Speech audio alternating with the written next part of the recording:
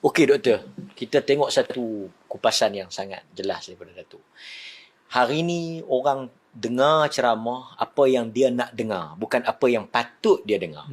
Sehingga kan sebahagian penceramah ni dia bukan pening nak fikir tentang apa yang dia nak sampaikan, tapi apa yang boleh buat orang sonong. Sehingga kadang-kadang orang kata ni view tak ramai ni pasal tak reti melawak lah. Ceramah tak pandai. Jadi macam mana doktor melihat fenomena ini sehingga penceramah tu mengikut rentak, bukan dia mendidik masyarakat? Okey, Assalamualaikum warahmatullahi wabarakatuh. Bismillahirrahmanirrahim. Alhamdulillah wassalatu wassalamu ala Rasulillah wa ala alihi wa sahbihi wa man wala. Terima kasih kepada Ustaz Mat selaku moderator pada malam ini dan sahib samahah Datuk Mufti dan semua hadirin hadirat yang dirahmati oleh Allah Subhanahu wa taala sekalian. Tajuk ni sebenarnya tajuk yang menjadi panaslah sejak kebelakangan ini, yang mana ia merupakan salah satu daripada perkara yang kita perjuangkan sejak lama. Bahkan masa Ana sendiri mendengar kuliah Datuk Mufti daripada awal dulu, waktu mula-mula balik daripada Jordan, Datuk Mufti antara orang yang awal yang menyebutkan tentang kepentingan memelihara adab dan akhlak di dalam ceramah agama, yang mana dulu kadang-kadang kita pun terlibat dalam benda yang sama.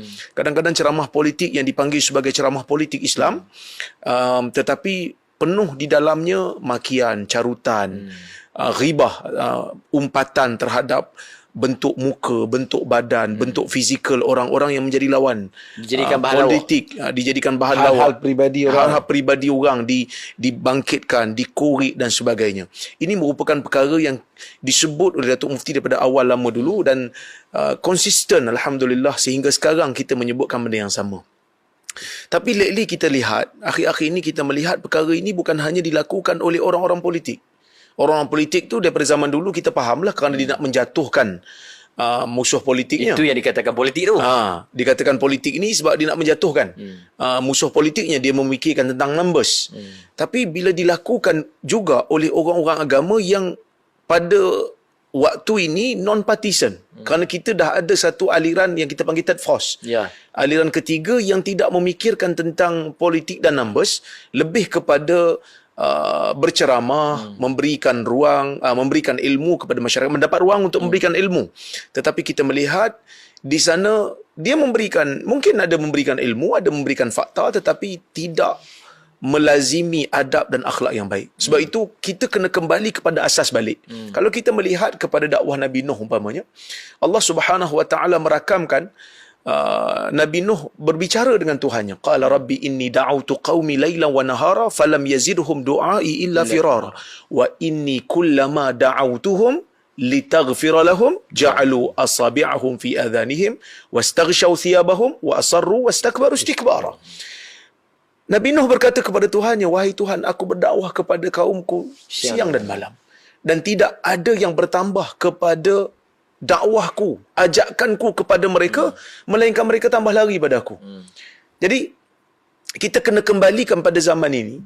Kalau Nabi Nuh hidup di zaman ini, katakan, adakah kita nak banding view dia dengan view penceramah-penceramah popular? Kan? Yang mana kadang-kadang ceramahnya itu menjadi popular bukan kerana konten ilmiahnya, tetapi kerana maki hamunnya, kerana lawak lucahnya, kerana membodohkan orang lain di dalam ceramahnya, menyebabkan orang boleh ketawa, menyamakan orang dengan haiwan, dengan fakta yang dia sendiri tak tahu betul ataupun tidak, dengan hadis palsunya, memfitnah lagi. Ini sesuatu yang kita rasa masyarakat perlu nilai semula. Nabi Nuh mengatakan, wa inni kullama da'awtuhum litaghfira lahum. Wahai Tuhan, setiap kali aku seru mereka supaya Engkau ampunkan mereka. Maksudnya dakwah kita pada masyarakat bukan untuk memberikan mereka ketawa sebagai satu matlamat yang utama, tetapi dakwah kita kepada mereka supaya Tuhan boleh ampunkan mereka. Tuhan boleh ampunkan kita dan Tuhan boleh ampunkan mereka. Selalu saya ingatkan kepada diri saya dan semua pendakwah-pendakwah ini, apabila kita berdakwah, kita mahu mengutip pahala dengan dakwah ini. Kita mahu Allah Subhanahu wa taala pandang kita dengan pandangan rahmat.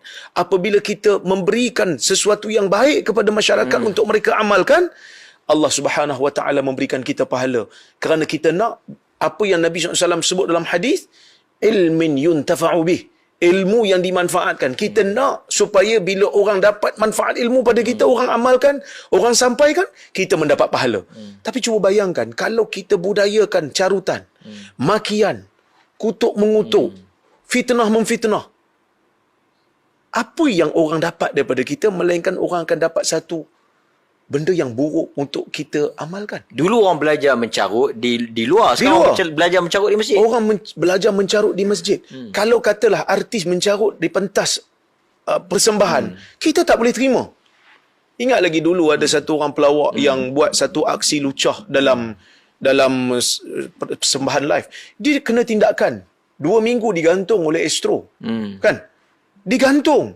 Dan tak ada siapa pun yang mempertahankan. Tapi kalau orang agama menggunakan isyarat lucah, menggunakan perkataan maki, perkataan caci, tak ada siapa nak gantung dia.